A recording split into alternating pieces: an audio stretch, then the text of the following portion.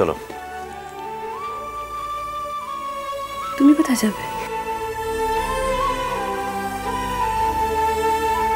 তোমাদের গাড়ি অবধি এগিয়ে দিই।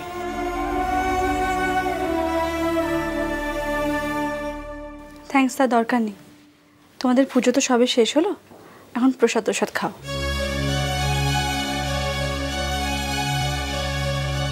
বলছিলাম একটুও বসবে না কমলিকা?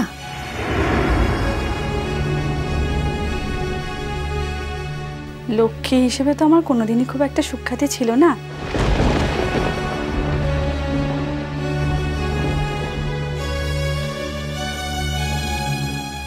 আজ লক্ষ্মী পুজোর দিন আদর করে না হয় অলক্ষ্মীকে নাই বসতে বললে।